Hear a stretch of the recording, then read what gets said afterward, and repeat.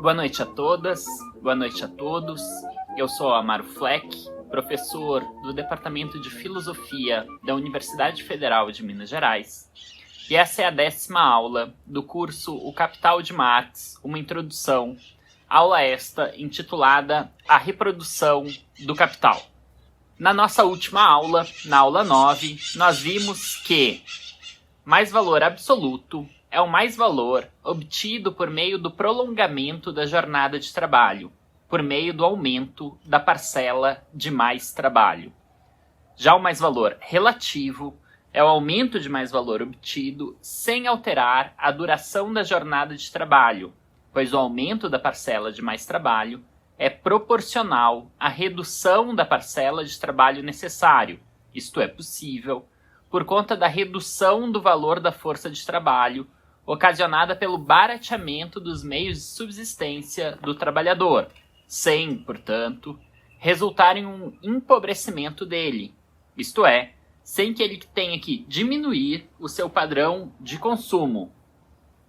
Esse barateamento dos meios de subsistência do trabalhador são resultantes da elevação da produtividade do trabalho. Nós analisamos também a cooperação e vimos que a cooperação é a reunião de muitos trabalhadores em um mesmo processo de trabalho. A cooperação surge nos primórdios do capitalismo e gera um ganho de produtividade, tanto por conta da economia de capital constante, meios de produção, materiais auxiliares e matéria-prima, quanto por permitir a redução de tempo de trabalho na produção, por ganhos na velocidade da produção. Vimos ainda que a manufatura é basicamente a cooperação, um grande número de trabalhadores em um mesmo processo de trabalho, trabalhando com uma divisão acentuada do trabalho. Com a manufatura, se multiplica a produtividade do trabalho por meio de ganhos oriundos da divisão em funções muito específicas. Isto simplifica a formação dos trabalhadores, mas faz com que eles se especializem apenas em uma ou em muito poucas funções, e gera, por isso, uma série de patologias, pois o processo de trabalho exige cada vez menos das suas capacidades intelectuais. Tudo isso a gente viu na nossa última aula. Na aula de hoje, a gente vai continuar a análise da obtenção de mais valor relativo por meio da transformação do processo de trabalho. A gente já viu o capítulo sobre a cooperação e o capítulo sobre a manufatura. Falta ainda ver o capítulo sobre a maquinaria e a grande indústria. Então, o primeiro bloco da aula de hoje está dedicado à análise de algumas passagens do capítulo 13 de O Capital, Maquinaria e Grande Indústria. Já no bloco 2, a gente vai dar um grande salto, a gente vai pular vários capítulos do Capital e a gente vai passar lá para o capítulo 21 e 22. O capítulo intitulado Reprodução Simples e o capítulo intitulado Transformação de Mais Valor em Capital. Então, no segundo bloco, a gente vai analisar esses dois capítulos, 21 e 22. E esses dois primeiros blocos são bem mais extensos que o terceiro. O terceiro bloco, bem mais sucinto, vai tratar do capítulo 23, a Lei Geral da Acumulação Capitalista. Como sempre, recordo que essa aula vem acompanhada de um arquivo em PDF, cujo link se encontra na descrição desse episódio e que nesse arquivo em PDF estão todas as citações a que eu faço referência, assim como alguns esquemas e outros materiais que possam facilitar o acompanhamento deste curso.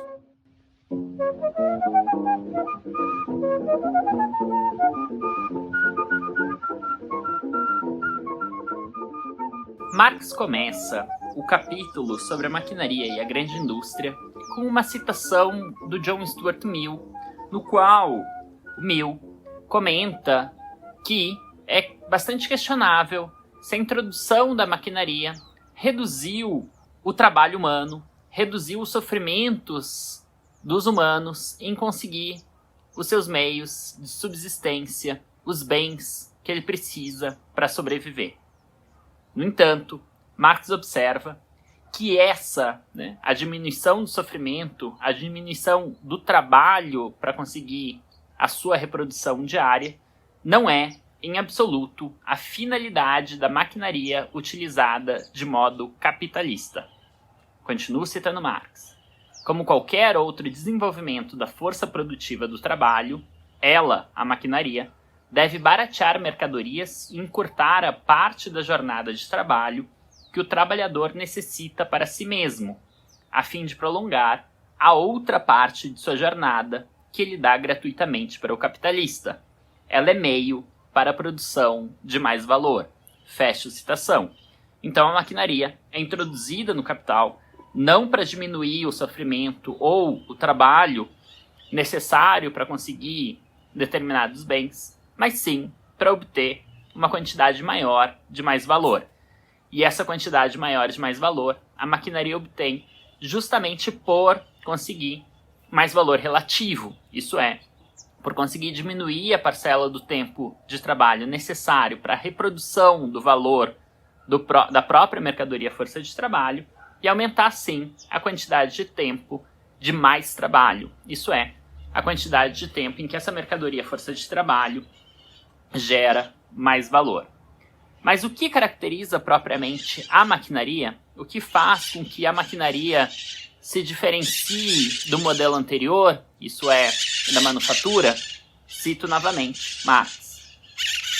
Se a força motriz provém do homem ou de uma máquina, portanto, é algo que não altera em nada a essência da coisa. A partir do momento em que a ferramenta propriamente dita é transferida do homem para um mecanismo, surge uma máquina no lugar de uma mera ferramenta. A diferença salta logo à vista. Ainda que o homem permaneça como o primeiro motor, o número de instrumentos de trabalho com que ele pode operar simultaneamente é limitado pelo número de seus instrumentos naturais de produção, seus próprios órgãos corporais. O número de ferramentas que a máquina-ferramenta manipula simultaneamente está desde o início emancipado dos limites orgânicos que restringem a ferramenta manual de um trabalhador. É exatamente dessa última parte do instrumento artesanal que a Revolução Industrial se apropria em primeiro lugar, deixando para o homem, além do novo trabalho de vigiar a máquina com os olhos e corrigir os erros delas com as mãos, o papel puramente mecânico de força motriz. Fecho citação. Portanto, na manufatura já pode haver uso de maquinarias. O que se altera é quem propriamente produz, quem propriamente trabalha. Durante a manufatura, é comum o uso de algumas máquinas específicas em alguns momentos do trabalho, mas nesse caso é o trabalhador que usa a máquina no seu processo de produção. O que caracteriza a maquinofatura, a maquinaria e a grande indústria é uma alteração nesse processo. Não é mais o trabalhador que faz uso de uma máquina para desempenhar determinadas funções, mas sim a máquina que coordena o processo de trabalho, utilizando os trabalhadores como suas ferramentas. Isso é, aqui na maquinaria e na grande indústria, o processo é ditado pela máquina e os trabalhadores têm a função de alimentar essas máquinas com matérias-primas, de supervisionar essas máquinas para perceber a produção está correta, está operando bem, e corrigir eventuais erros, corrigir eventuais problemas que acontecem pela maquinaria. Mas aqui o trabalhador serve à maquinaria, o trabalhador funciona em função da maquinaria e não a maquinaria em função do trabalhador.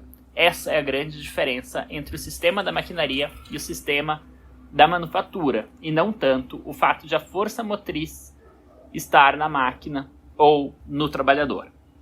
Cito mais uma passagem do texto do Marx. Diz ele: como maquinaria, o meio de trabalho adquire um modo de existência material que condiciona a substituição da força humana por forças naturais e da rotina baseada na experiência pela aplicação consciente da ciência natural. Na manufatura, a articulação do processo social de trabalho é puramente subjetiva, combinação de trabalhadores parciais. No sistema da maquinaria, a grande indústria é dotada de um organismo de produção inteiramente objetivo, que o trabalhador encontra já dado como condição material da produção. Na cooperação simples, e mesmo na cooperação especificada pela divisão do trabalho, a suplantação do trabalhador isolado pelo socializado aparece ainda como mais ou menos acidental. A maquinaria, com algumas exceções a serem mencionadas posteriormente, funciona apenas com base no trabalho imediatamente socializado ou coletivo. O caráter cooperativo do processo de trabalho se converte agora, portanto, numa necessidade técnica ditada pela natureza do próprio meio de trabalho. Fecho citação, e já acrescento uma nova que vem logo depois. Diz novamente Marx: agora devemos observar, inicialmente, que a maquinaria entra sempre por inteiro no processo de trabalho e apenas parcialmente no processo de valorização. Ela jamais adiciona um valor maior do que aquele que perde, em média, devido ao seu próprio desgaste, de modo que há uma grande diferença entre o valor da máquina e a parcela do valor que ela transfere periodicamente ao produto. Fecha citação. O que Marx está dizendo aqui? Está dizendo simplesmente que a maquinaria, em geral, custa muito caro ao capitalista. O capitalista precisa fazer um enorme investimento na maquinaria, mas essa maquinaria dura, durante muitos ciclos de produção, ela permanece durante muitos ciclos de produção e por isso ela transfere ao produto apenas uma parcela ínfima, muito pequena, de valor, apenas a parcela que essa maquinaria sofre de desgaste ao longo de cada ciclo de produção. Por isso, aqui, a maquinaria cria um certo contraste muito significativo entre o custo que ela tem, quanto o capitalista precisa investir em capital para comprar essa maquinaria, e o muito pouco que ela transfere de valor a cada uma das mercadorias que ela produz. Mas esse é, por assim dizer, um dos menores efeitos do uso intenso de maquinaria. A gente vai ter efeitos muito mais significativos sobre os trabalhadores, sobre a mão de obra. Por quê? Porque a maquinaria, quando surge, ela prescinde de força física, Ela não vai mais fazer com que o trabalhador precise ser forte, precise despender uma força física muito grande. Porque essa força vai ser feita cada vez mais pelas próprias máquinas. Com isso, com a maquinaria, portanto, o capital pode começar a empregar cada vez mais crianças e mulheres, e cada vez menos homens. Diz o Marx: o valor da força de trabalho estava determinado pelo tempo de trabalho necessário à manutenção, não só do trabalhador adulto individual, mas do seu núcleo familiar. Ao lançar no mercado de trabalho todos os membros da família do trabalhador, a maquinaria reparte o valor da força de trabalho do homem entre sua família inteira. Ela desvaloriza, assim, sua força de trabalho. Fecha citação. Portanto, o que ocorre aqui?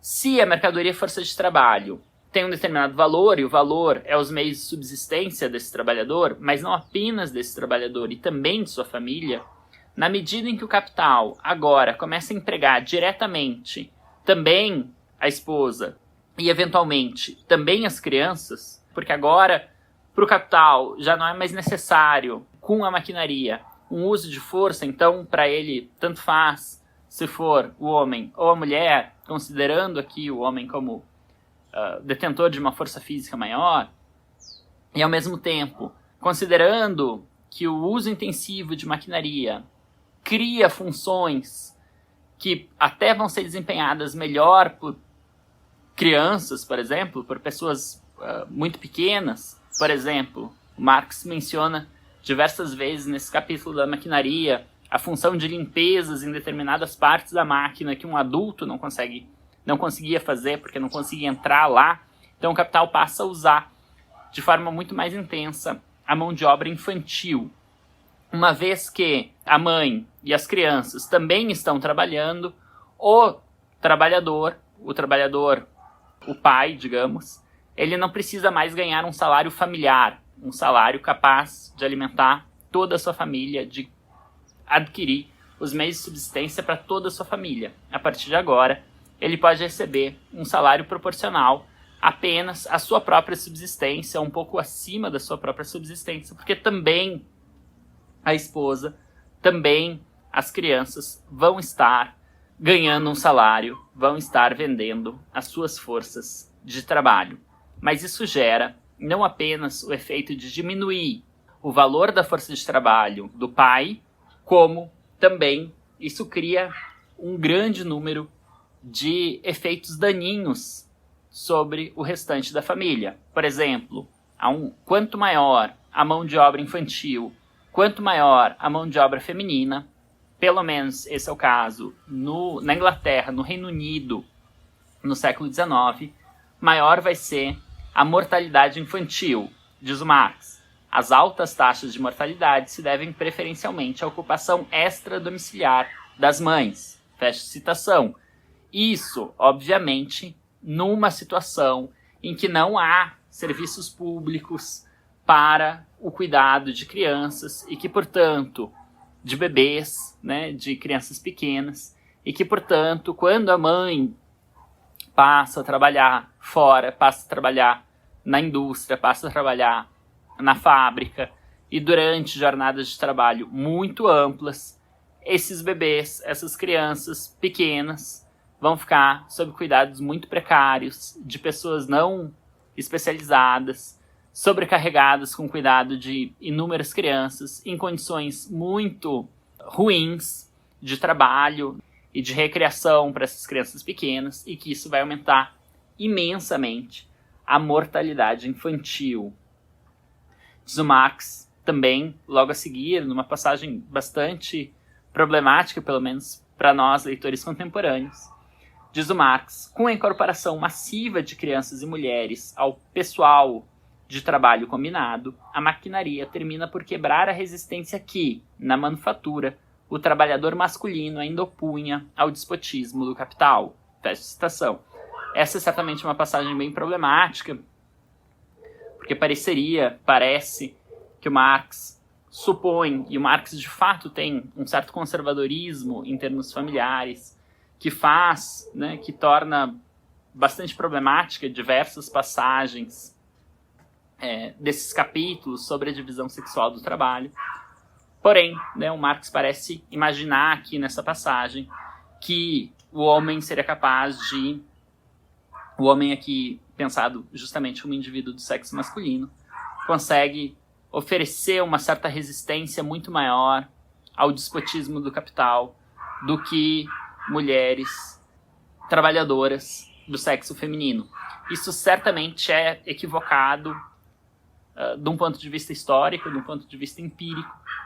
E aqui, provavelmente, o Marx comete uma espécie de confusão. Na verdade, o que acontece não é o fato de haver um número cada vez maior de trabalhadoras do sexo feminino, mas sim o fato de haver uma oferta muito maior de trabalho que faz com que a resistência dos trabalhadores e das trabalhadoras ao despotismo do capital fique muito mais atenuado, fique muito mais enfraquecido, porque agora o capital prescinde da contratação de trabalhadores, de trabalhadoras específicos, porque tem uma oferta muito maior de força de trabalho, e aí ele pode fazer exigências muito maiores também.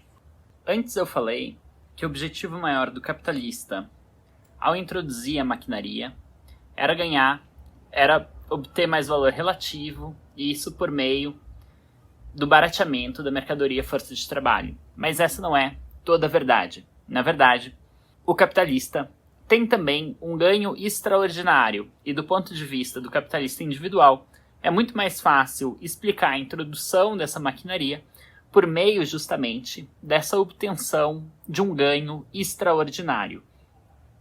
O Marx fala disso na página 479, para quem está com a mesma edição que eu, a da Boitempo, de 2013.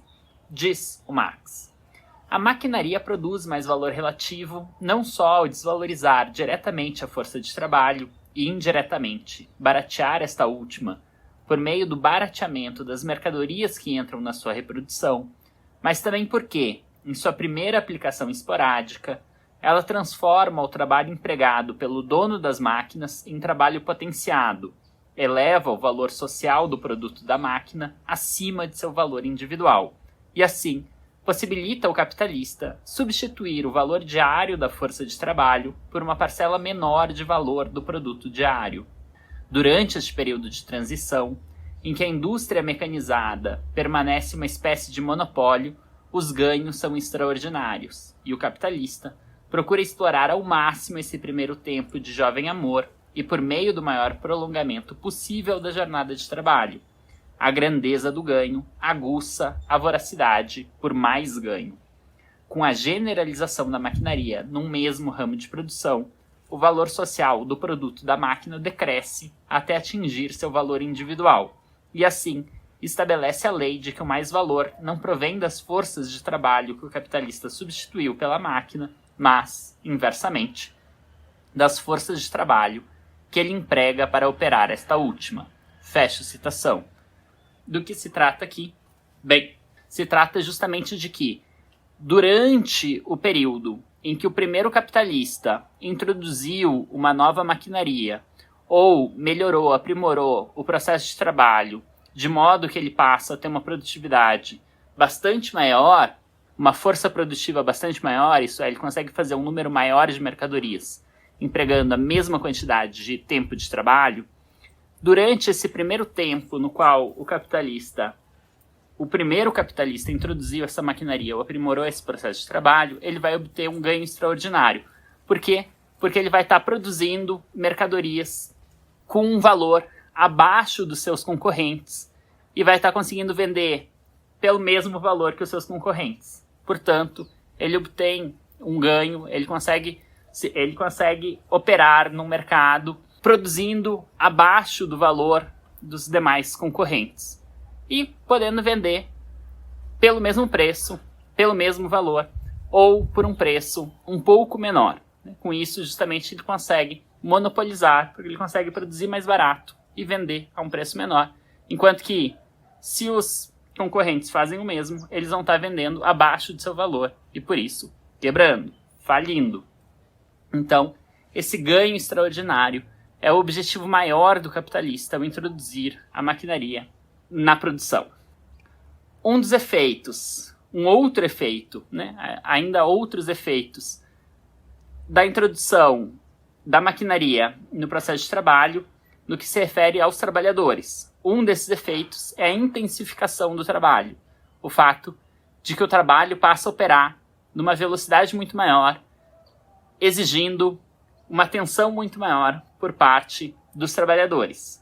Diz o Marx: assim que a revolta crescente da classe operária obrigou o Estado a reduzir a força, o tempo de trabalho e a impor à fábrica propriamente dita uma jornada normal de trabalho, ou seja, a partir do momento em que a produção crescente de mais valor, mediante o prolongamento da jornada de trabalho, estava de uma vez por todas excluída, o capital lançou-se, com todo o seu poder e plena consciência, à produção de mais valor relativo por meio do desenvolvimento acelerado do sistema da maquinaria. Diferente, porém, é o que ocorre quando a redução forçada da jornada de trabalho, juntamente com o enorme impulso que ela imprime no desenvolvimento da força produtiva e a redução de gasto com as condições de produção, impõe, no mesmo período de tempo, um dispêndio aumentado de trabalho, uma tensão maior da força de trabalho, um preenchimento mais denso dos poros do tempo de trabalho, isto é, impõe ao trabalhador uma condensação do trabalho num grau que só pode ser atingido com uma jornada de trabalho mais curta. Essa compressão de uma massa maior de trabalho num dado período de tempo mostra-se agora como ela é, uma quantidade maior de trabalho. Isso é, com a introdução da maquinaria, um dos efeitos é que o trabalhador precisa passar a produzir muito mais no mesmo tempo de trabalho e, com isso, esse processo de trabalho demanda muito mais da parte dele. Demanda mais força, demanda mais atenção, demanda mais concentração para que o processo de trabalho flua corretamente. Porém, há ainda um outro fator muito mais impactante para a força de trabalho com a introdução da maquinaria. E esse fator é o fato de que, uma vez introduzida a maquinaria, uma vez aumentada enormemente a produtividade do trabalho, né, uma vez que a mesma quantidade de tempo de trabalho consegue produzir uma quantidade muito maior de mercadorias, um dos efeitos é que a própria mercadoria força de trabalho começa a se tornar, em alguma medida, obsoleta, ou grandes parcelas dessa mercadoria força de trabalho passa a se tornar obsoleta, passa a não ser mais necessária para a reprodução do capital. Por quê? Porque justamente agora uma quantia menor dessa mercadoria força de trabalho é capaz de criar uma quantidade muito maior de mercadorias. E como o mercado é limitado, é finito, o capital já não precisa mais empregar toda a mercadoria força de trabalho disponível.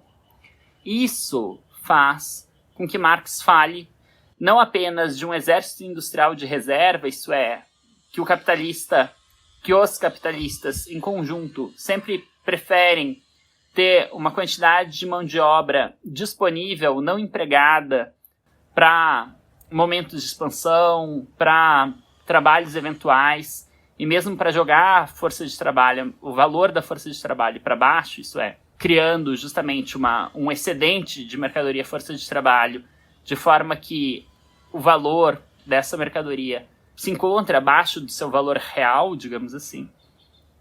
Pois bem, agora não se trata apenas da criação de um mercado de reserva, né, de um exército industrial de reserva, mas também de uma população que é simplesmente supérflua do ponto de vista da reprodução do capital. Uma população que o capital não precisa, que não serve para o capital valorizar o seu valor. Cito algumas passagens em que o Marx trata disso. Uma observação que não faz tanto sentido na época que o Marx escreve, notem isso, mas faz muito mais sentido hoje em dia, né? Quer dizer, essa é uma das passagens do Capital mais atuais, em uma certa medida, porque é a descrição de um fenômeno que é muito mais visível aos nossos olhos do que era visível aos olhos de Marx. Observem bem essas passagens. Diz o Marx: como máquina, o meio de trabalho logo se converte num concorrente do próprio trabalhador. A autovalorização do capital, por meio da máquina, é diretamente proporcional ao número de trabalhadores cujas condições de existência ela aniquila. O sistema inteiro da produção capitalista baseia-se no fato de que o trabalhador vende sua força de trabalho como mercadoria. A divisão do trabalho unilateraliza tal força, convertendo-a numa habilidade absolutamente particularizada de manusear uma ferramenta parcial. Assim que o manuseio da ferramenta é transferido para a máquina, extingue-se, juntamente com o valor de uso, o valor de troca da força de trabalho. O trabalhador se torna invendável, como o papel moeda tirado de circulação. A parcela da classe trabalhadora que a maquinaria transforma em população supérflua, isto é, não mais diretamente necessária para a autovalorização do capital, sucumbe, por um lado, na luta desigual da velha produção artesanal e manufatureira contra a indústria mecanizada, e, por outro, inunda todos os ramos industriais mais acessíveis, abarrota o mercado de trabalho, reduzindo assim o preço da força de trabalho abaixo do seu valor. Fecho citação. A introdução de maquinaria repele os trabalhadores da fábrica, expulsa os trabalhadores da fábrica, porque agora uma parte do trabalho deixa de ser feito pela mercadoria força de trabalho e passa a ser feito por máquinas. Com isso, uma quantidade menor de força de trabalho consegue produzir uma quantidade muito maior de mercadorias, abarrotando, portanto, os mercados, atingindo rapidamente o limite que os mercados são capazes de absorver essas mercadorias, e com isso, uma quantidade cada vez maior, na medida em que a maquinaria vai sendo introduzida, uma quantidade cada vez maior de mercadoria força de trabalho se torna desnecessária. Desnecessária para quem? Desnecessária para o próprio capital valorizar o seu valor. Portanto, tem-se aqui a criação de uma população supérflua. Essa categoria é muito importante para a gente pensar a atualidade do capital, né? Porque se trata justamente disso, em grande medida, a nossa situação hoje. Quer dizer, uma parte muito significativa dos trabalhadores se tornam cada vez mais supérfluos, né? Do ponto de vista de eles não são necessários e não são necessários para o capital. O capital não precisa deles para valorizar a si mesmo e, portanto, eles passam a ser simplesmente excluídos, né? Um excedente não mais necessário, que não precisa mais ser explorado. Em alguma medida, é como se ser explorado pelo capitalista se tornasse uma espécie de privilégio no capitalismo tardio, e o Marx, lá atrás, já percebe um pouco essa tendência. Logo a seguir, Marx diz: mas a maquinaria não atua apenas como concorrente poderoso, sempre pronto a tornar supérfluo o trabalhador assalariado.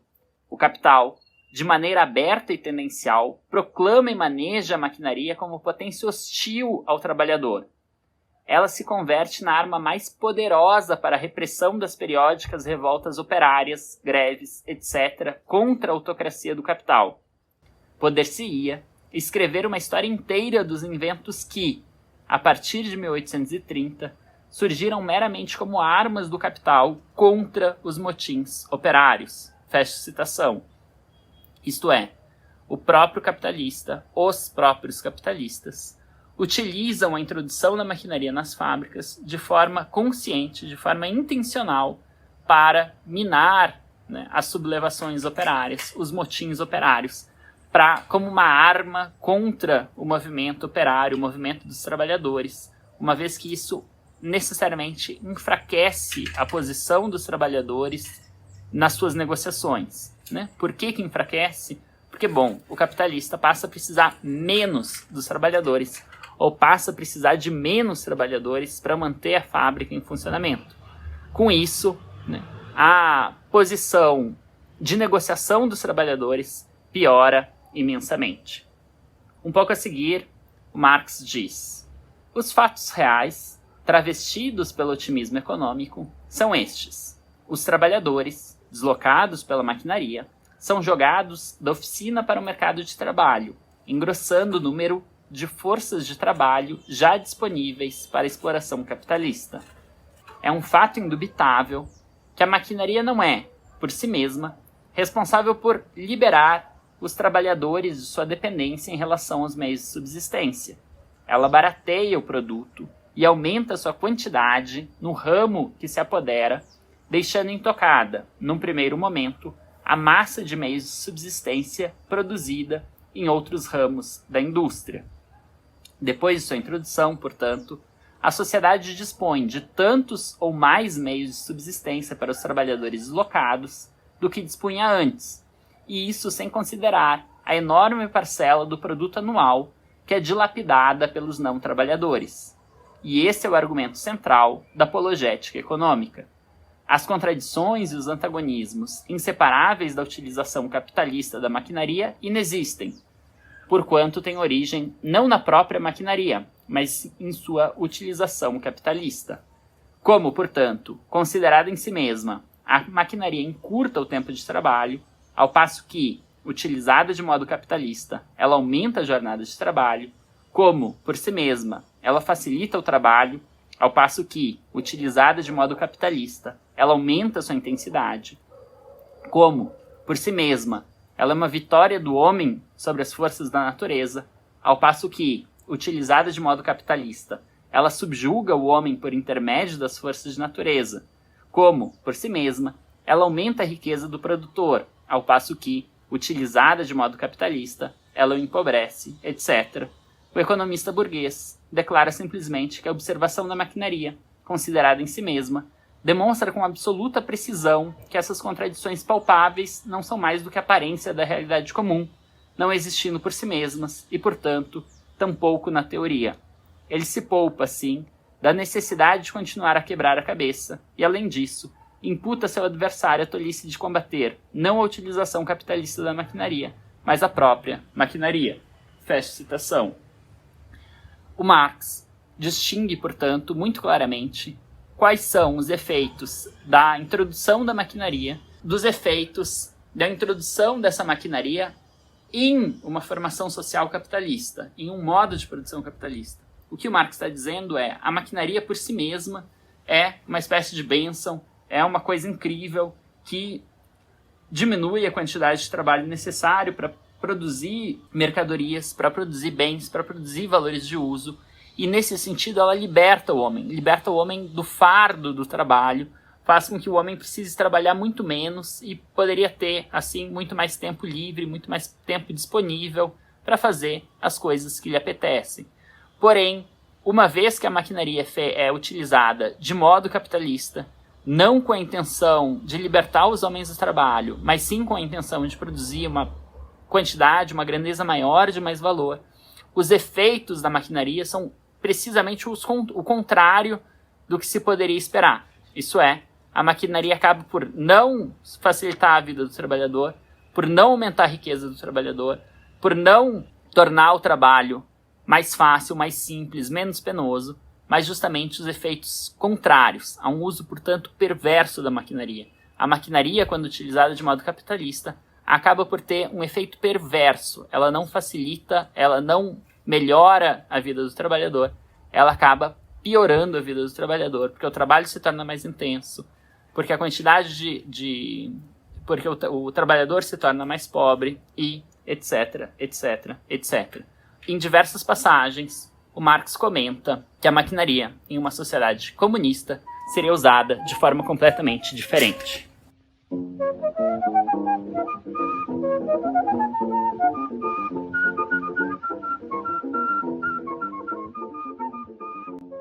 Bom, agora a gente dá um grande salto no argumento do Capital e vai avançar aí algumas sessões e passar lá para frente para o capítulo 21 e 22, os capítulos A Reprodução Simples e Transformação de Mais Valor em Capital.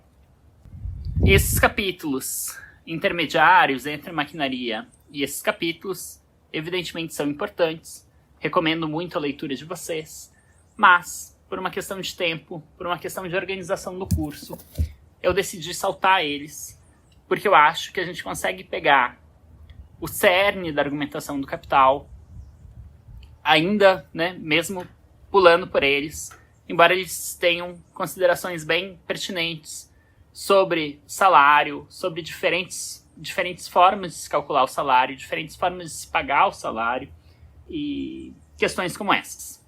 Mas, por uma questão de economia de tempo, por uma questão de brevidade do curso, a gente vai ter que saltar esses capítulos e passar lá para frente, porque aqui na frente, aqui nesses capítulos finais do Capital, tem passagens muito importantes para a compreensão do argumento mais geral da obra. Pois bem, nesses capítulos 21 e 22, o Marx apresenta uma discussão bastante pertinente para pensar o processo de produção do capital como um todo.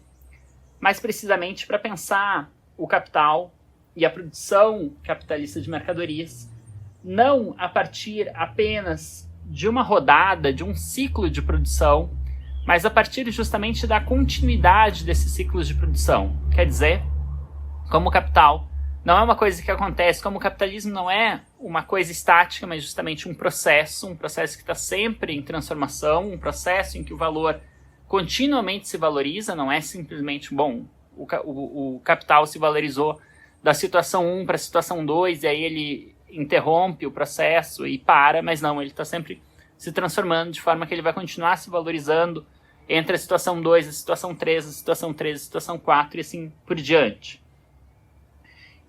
Mas quando a gente observa o capitalismo, o modo de produção capitalista ao longo de diversos ciclos, algumas coisas, algumas aparências se desfazem, e a gente percebe a certa natureza dessa dinâmica do capitalismo, a gente percebe a partir de uma consideração mais exata. Tá? Pois bem, dito isso, o capitalista extrai mais valor de cada ciclo de produção de mercadorias. A pergunta que o Marx se faz aqui é: o que ele faz com esse mais-valor? E o Marx vai dizer que tem duas possibilidades do que se fazer com esse mais-valor. Um caso, uma situação, é transformar esse mais-valor em uma renda. E é esse o caso que o Marx analisa no capítulo sobre a reprodução simples. Aqui, o capitalista extrai mais valor de cada ciclo de produção e esse mais valor vira a renda do capitalista, o que significa que ele consome esse mais valor nos seus meios de subsistência, com luxos, com o que for, mas enfim, ele consome o mais valor obtido. Mas esse não é geralmente o caso. O capitalista, em geral, não vai transformar o mais valor obtido em renda, ou, melhor, ele não vai transformar a totalidade do mais valor obtido em renda.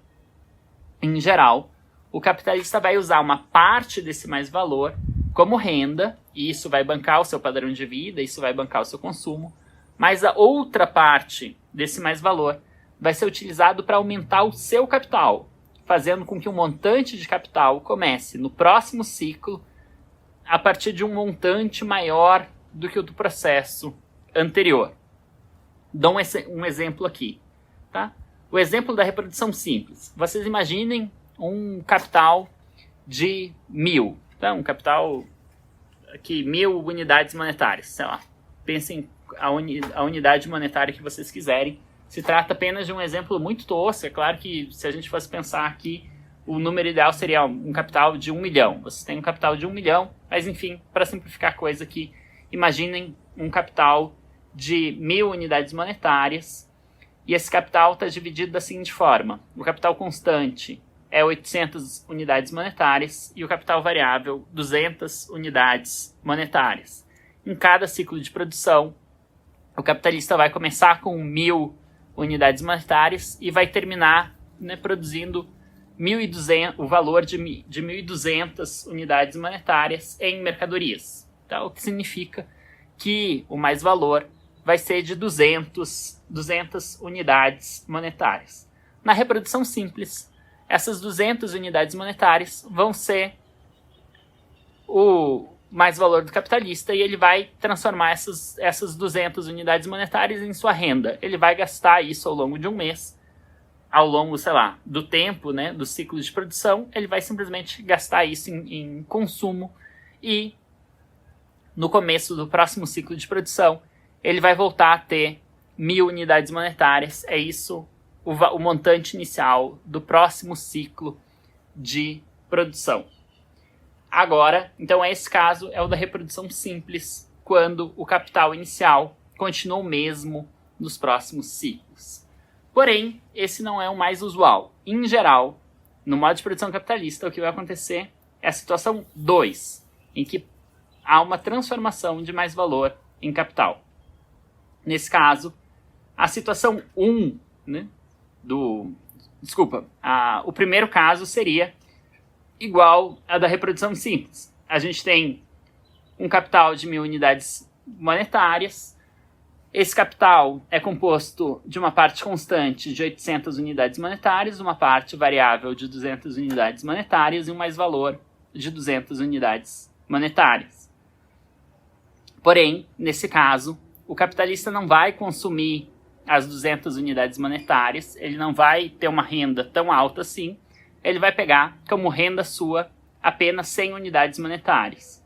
E com as outras 100 unidades monetárias que ele obteve como mais valor naquele ciclo de produção, ele vai transformar em capital. De forma que o próximo ciclo não vai começar com um capital inicial de 1.000 unidades monetárias. Vai começar com um capital inicial de 1.100 unidades monetárias. E aí ele vai poder investir, esse capital de 1.100 vai ser composto de uma parte de capital constante equivalente a 880 unidades monetárias, de capital variável de 220 unidades monetárias, e mantendo a taxa de mais-valor, ele vai obter um mais-valor de 220 unidades monetárias. Claro que aqui ele produziu mais mercadorias e, portanto, ele vai precisar de um mercado maior capaz de absorver essa quantidade de mercadorias produzidas a mais. Mas se esse for o caso, se houver uma demanda crescente pelos produtos que ele satisfaz, então agora ele vai poder obter um mais valor de 220. E aí, o que ele faz? Bom, a gente pode imaginar que ele vai continuar aumentando um pouco o seu padrão de vida, então agora ele não vai mais retirar 100 unidades monetárias, ele vai aumentar em 10 a sua renda, então ele vai tirar uma renda de 110, mas ele vai transformar as outras 110 unidades em mais capital, né? Então o terceiro ciclo começa agora não com 1.000 nem com 1.100, mas com um capital de 1.210 unidades monetárias, dos quais o capital constante é equivalente a 968 unidades monetárias, o variável 242 unidades monetárias e o mais valor 242 unidades monetárias, e isso sucessivamente, de forma que o capital inicial vá crescendo, as grandezas constante e variável também vão crescendo e, por conseguinte, também o mais valor obtido a cada ciclo é um pouco maior do que o do ciclo anterior, e mesmo assim o capitalista consegue obter uma renda, ela própria, cada vez maior ao longo desses ciclos sucessivos. Diz o Marx: o processo de produção é introduzido com a compra da força de trabalho por um tempo determinado, e essa introdução é constantemente renovada. Tão logo esteja vencido o prazo de venda de trabalho, decorrido um determinado período de produção, semana, mês, etc. Porém, o trabalhador só é pago depois de sua força de trabalho ter atuado e realizado tanto seu próprio valor como mais valor em mercadorias, juntamente com mais valor que, por enquanto, consideramos apenas como fundo de consumo do capitalista. O trabalhador produz, portanto, o fundo de seu próprio pagamento, o capital variável, antes que este lhe retorne sob a forma de salário, e ele só permanece ocupado enquanto reproduz continuamente. Daí a fórmula dos economistas, mencionada no capítulo 16, item 2, que expressa o salário como participação no próprio produto. O que reflui continuamente para o trabalhador na forma salário é uma parte do produto continuamente reproduzido por ele mesmo. Sem dúvida, o capitalista lhe paga em dinheiro o valor das mercadorias, mas o dinheiro não é mais do que a forma transformada do produto do trabalho. Enquanto o trabalhador converte uma parte dos meios de produção em produto, uma parte de seu produto anterior se reconverte em dinheiro. É com seu trabalho da semana anterior ou do último semestre que será pago seu trabalho de hoje ou do próximo semestre. A ilusão gerada pela forma dinheiro desaparece de imediato assim que consideramos não o capitalista e o trabalhador individuais, mas a classe capitalista e a classe trabalhadora. A classe capitalista entrega constantemente à classe trabalhadora, sob a forma de dinheiro, títulos sobre parte do produto produzido por esta última e apropriada pela primeira. De modo igualmente constante, o trabalhador devolve esses títulos à classe capitalista e, assim, dela obtém a parte de seu próprio produto que cabe a ele próprio. A forma mercadoria do produto e a forma dinheiro da mercadoria disfarçam a transação. Fecho citação. O que o Marx está dizendo aqui, com todas as letras, é que o salário do trabalhador acaba sendo produzido, né, o valor que o trabalhador recebe como salário não é um valor que o capitalista ele próprio abdica, né, mas sim o valor que o próprio trabalhador, não ele enquanto indivíduo empírico, mas ele enquanto classe, quer dizer, que um trabalhador gerou num processo, num ciclo de produção anterior. Portanto, aqui, né, o capitalista, a classe dos capitalistas, aparece como ela realmente é. Isto é, como apenas um parasita que suga continuamente, que explora continuamente, que se apropria continuamente do valor produzido pela classe dos trabalhadores, né? Portanto, que o salário do trabalhador não é algo que o capitalista lhe paga, mas simplesmente algo, um valor criado pelos trabalhadores anteriormente, apropriado pelo capitalista, e que o capitalista vai pagar ao trabalhador posteriormente para ele criar ainda mais valor.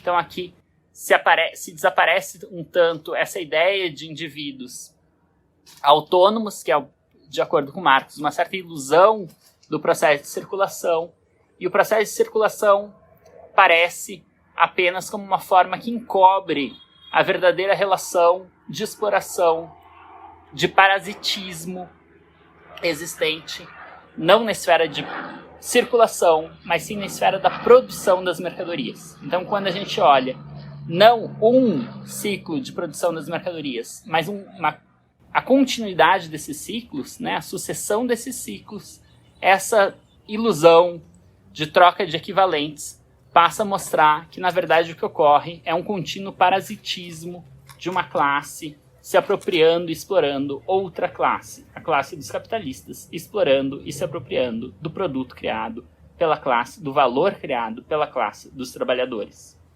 Cito outras duas passagens do Marx. Primeira, do ponto de vista que desenvolvemos até aqui, portanto, é provável que o capitalista se tenha convertido em possuidor de dinheiro em virtude de uma acumulação originária, independente de trabalho alheio não pago, e que, por isso, tenha podido se apresentar no mercado como comprador da força de trabalho.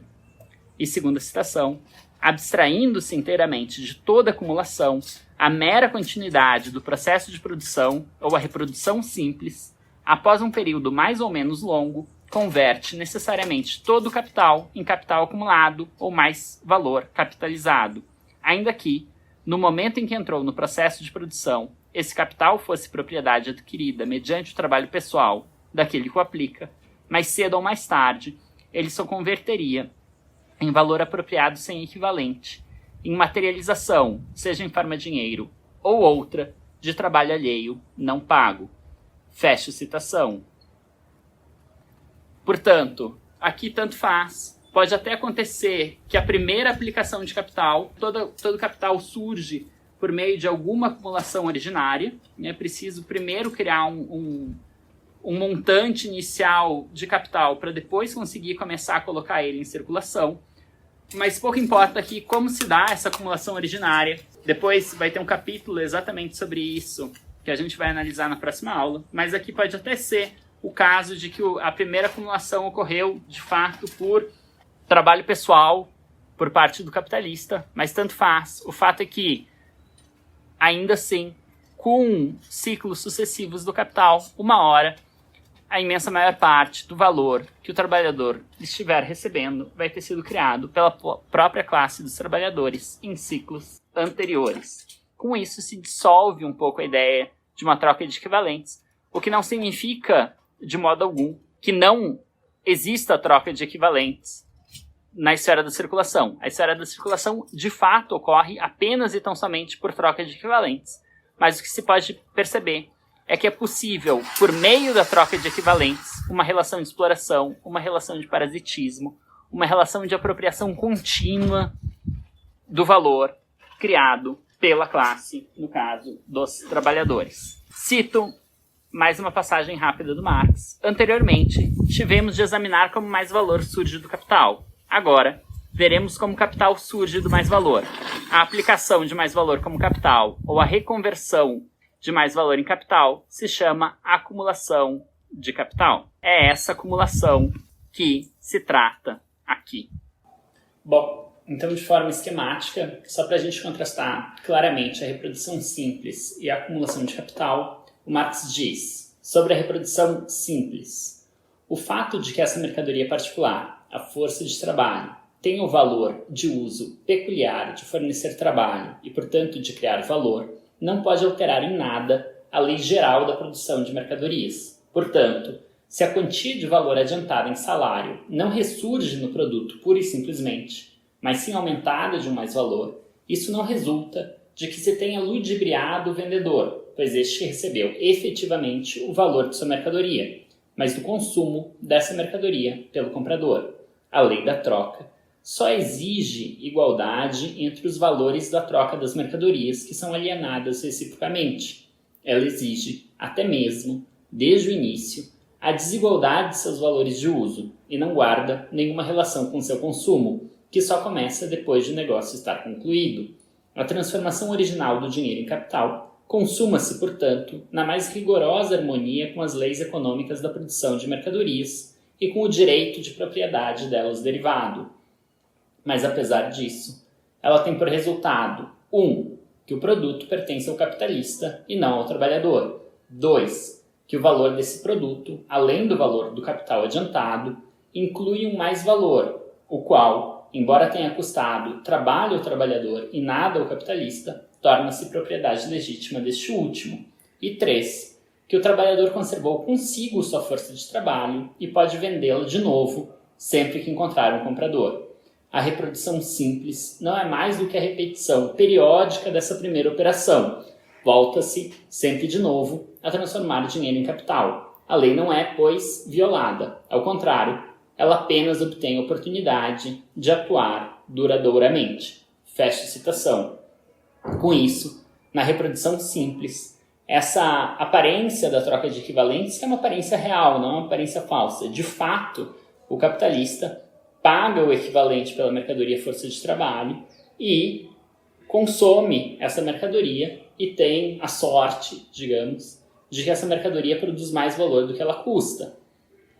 Mas, e essa aparência da troca de equivalentes, da equivalência sem uma exploração, sem ser visível apenas o lado da exploração, permanece durante a reprodução simples, mas essa aparência se desfaz quando se considera a continuidade, a sucessão dos ciclos de produção na acumulação do capital. Então, diz Marx, certamente, o quadro é inteiramente diferente quando consideramos a produção capitalista no fluxo ininterrupto de sua renovação e, em vez do capitalista individual e o trabalhador individual, consideramos a totalidade, a classe capitalista e, diante dela, a classe trabalhadora. Com isso, porém, introduziríamos um padrão de medida totalmente estranho à produção de mercadorias. Na produção de mercadorias confrontam-se, independentes um do outro, apenas o vendedor e o comprador. Suas relações recíprocas chegam ao fim quando do vencimento do contrato concluído entre eles. Se o negócio se repete, é em consequência de um novo contrato, que não guarda nenhuma relação com o anterior e no qual somente o acaso reúne novamente o mesmo comprador e o mesmo vendedor. Portanto, se a produção de mercadorias ou qualquer outro processo a ela pertencente devem ser julgados segundo suas próprias leis econômicas, será necessário considerar cada ato de troca por si mesmo, à margem de qualquer conexão com o ato de troca que o precedeu e com o que o sucede. E como as compras e as vendas são efetuadas apenas entre indivíduos singulares, é inadmissível que nelas busquemos relações entre classes sociais inteiras. Fecha a citação. Isso, claro, do ponto de vista da economia política, que vai considerar absurdo se pensar em outra escala que não a escala singular, a escala individual. Para a economia política não haveria justamente classes sociais inteiras em relação, mas são somente indivíduos. E com isso, ela, no fundo, não consegue perceber ou não quer perceber a exploração existente na produção de mercadorias. Nesse capítulo, o Marx também apresenta uma distinção que é bastante comentada e por isso eu quero mencionar aqui, embora ela não seja exatamente fundamental para a compreensão da argumentação do Marx no Capital, que é a distinção entre trabalho produtivo e trabalho improdutivo. Para o Marx, isso é muito simples. O trabalho produtivo é aquele trabalho que gera mais valor e o trabalho improdutivo é o trabalho que não gera mais valor.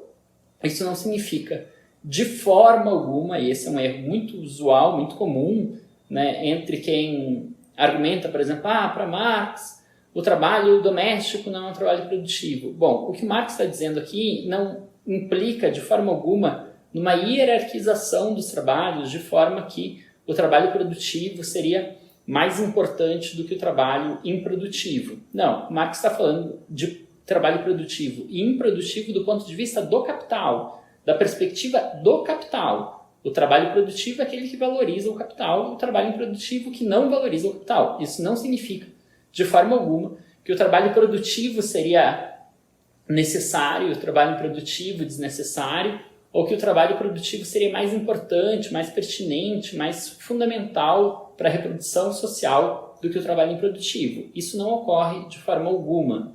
Inclusive, o mesmo trabalho, né, um trabalho idêntico, pode ser considerado como produtivo e improdutivo dependendo do seu contexto. Explico.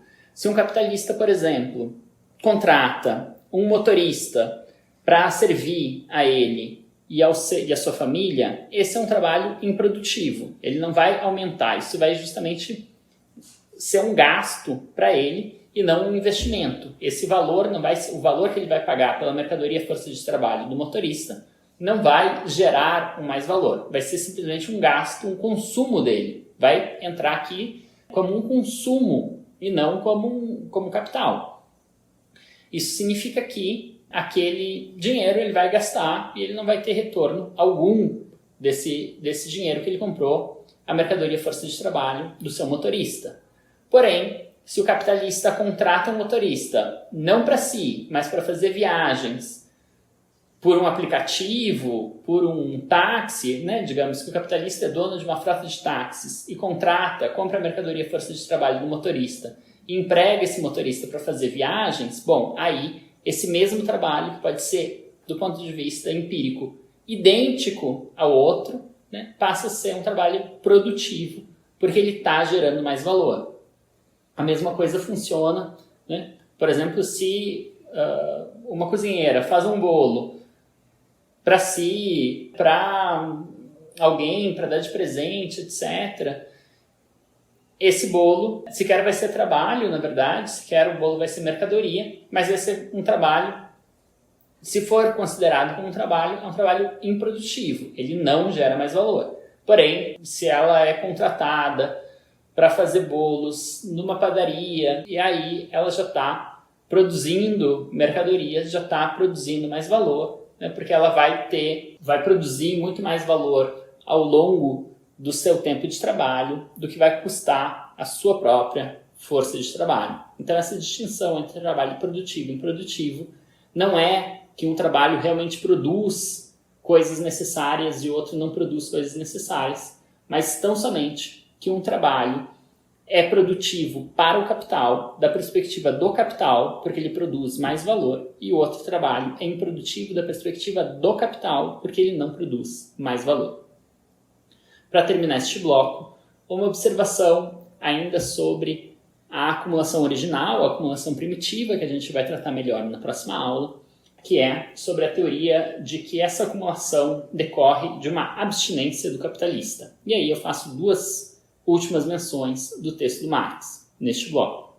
Por isso, embora o esbanjamento do capitalista não tenha jamais o caráter de boa-fé do esbanjamento do pródigo senhor feudal, nele subjazendo, antes, a mais sórdida avareza e o cálculo mais angustioso, sua prodigalidade aumenta, contudo, a par de sua acumulação, sem que uma tenha de prejudicar a outra. Com isso, ao mesmo tempo se desenvolve, no coração do capitalista, um conflito fáustico entre os impulsos da acumulação e do desfrute. Fecha citação.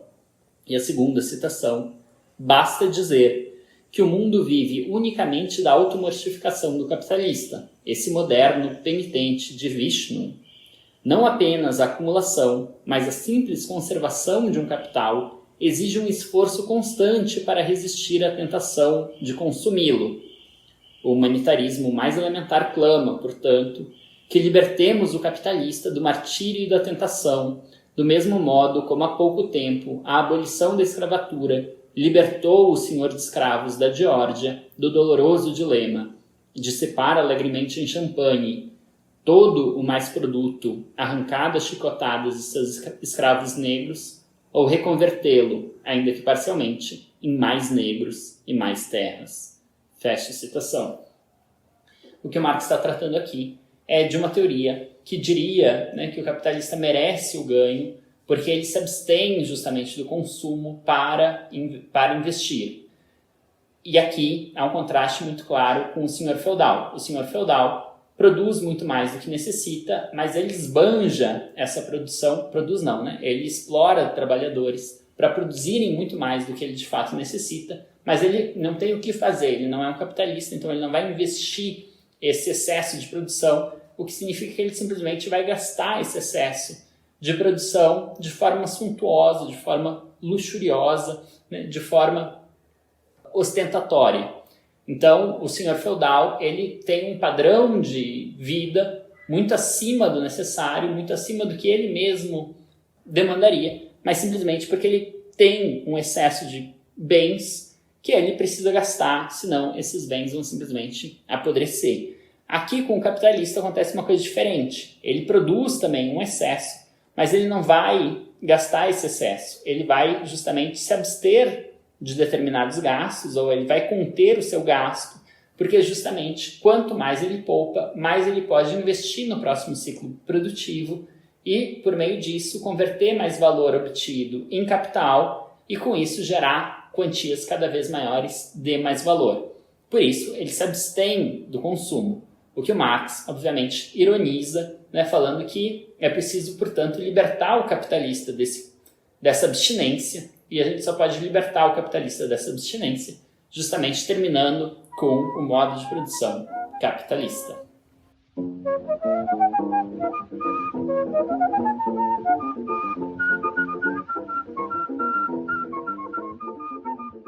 Para encerrar a aula de hoje, um bloco bem curtinho para comentar o capítulo sobre a Lei Geral da Acumulação Capitalista.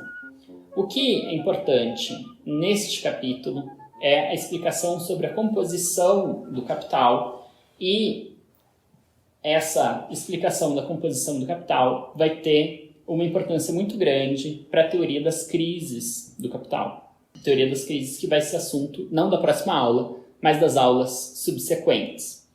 Diz o Marx, na página 689, a composição do capital deve ser considerada em dois sentidos. Sob o aspecto do valor, ela se determina pela proporção em que o capital se reparte em capital constante, ou valor dos meios de produção, e capital variável, ou valor da força de trabalho, a soma total dos salários. Sob o aspecto da matéria, isto é, do modo como esta funciona no processo de produção, todo o capital se divide em meios de produção e força viva de trabalho. Essa composição é determinada pela proporção entre a massa dos meios de produção empregados e a quantidade de trabalho exigida para seu emprego. Chama a primeira de composição de valor e a segunda de composição técnica do capital. Fecha a citação. Portanto, o Marx vai chamar de composição de valor do capital a proporção entre o capital constante e o capital variável. Ele também vai chamar, de vez em quando, isso não de composição de valor do capital, mas de composição orgânica do capital. Tem uma discussão sobre se composição orgânica do capital e composição de valor do capital é exatamente a mesma coisa, né? São termos meramente equivalentes na obra do Marx ou não. Aparentemente não, mas a distinção entre elas é muito pequena, de forma que a gente não precisa levar isso em consideração aqui nesse curso, ou pelo menos não por enquanto. Então, vocês sempre que ouvirem composição de valor do capital e composição orgânica do capital, vocês podem considerar como sinônimos, como sendo a proporção que há entre capital constante e capital variável. Isso é, o quanto do capital total é variável e o quanto do capital total é constante. Já a composição técnica do capital é uma composição um pouco diferente e trata da proporção, é a proporção entre os meios de produção e a força viva de trabalho. Mais para frente a gente vai analisar com um pouco mais de cuidado essa distinção. Por enquanto, apenas fica aqui dito, né, que há essas duas formas de composição do capital e que a gente tem que prestar bastante atenção nessa composição orgânica do capital, porque isso não é estático, essa proporção não é a mesma, e aqui tem uma importância muito grande para a teoria das crises, que é de uma certa forma adiantada nessa passagem da página 698 e 699, que eu cito agora. Diz o Marx. Por exemplo, com a divisão manufatureira do trabalho e o emprego da maquinaria, mais matéria-prima é processada no mesmo espaço de tempo e, portanto, uma massa maior de matéria-prima e de matérias auxiliares ingressa no processo de trabalho. Essa é a consequência da produtividade crescente do trabalho. Por outro lado, a massa da maquinaria empregada dos animais de trabalho, do adubo mineral, das tubulações de drenagem, etc., é condição da produtividade crescente do trabalho. Também o é a massa dos meios de produção concentrados em prédios, altos fornos, meios de transporte, etc. Seja ele condição ou consequência, o volume crescente dos meios de produção em comparação com a força de trabalho neles incorporada expressa a produtividade crescente do trabalho. O aumento dessa última aparece, portanto, na diminuição da massa de trabalho proporcionalmente à massa de meios de produção que ela movimenta ou na diminuição do fator subjetivo do processo de trabalho em comparação com seus fatores objetivos. Essa alteração na composição técnica do capital, o aumento da massa dos meios de produção comparada à massa da força de trabalho que a põe em atividade, reflete-se na composição de valor do capital, no aumento do componente constante do valor do capital à custa de seu componente variável. Se, de um dado capital, por exemplo, calculando-se percentualmente, investia-se originalmente 50% em meios de produção e 50% em força de trabalho, posteriormente, com o desenvolvimento do grau da produtividade do trabalho, investem-se 80% em meios de produção e 20% em força de trabalho, etc. Essa lei do aumento crescente da parte constante do capital em relação à sua parte variável é corroborada a cada passo, como já exposto, pela análise comparativa dos preços das mercadorias, comparando-se diferentes épocas econômicas de uma única nação ou nações diferentes numa mesma época. Fecha a citação. Portanto, o que importa observar aqui? Que essa composição orgânica do capital é variável ao longo do tempo e que há uma tendência de aumento da parcela constante e diminuição da parcela variável. Isso vai ter uma implicação muito significativa, porque a diferença, essa tendência ao aumento da parcela constante e diminuição da parcela variável, vai afetar muito em cheio a taxa de lucro do capital. Mas isso vai ser assunto das aulas subsequentes. Com isso, eu encerro a aula de hoje. Desejo a todos uma ótima semana e até a próxima aula.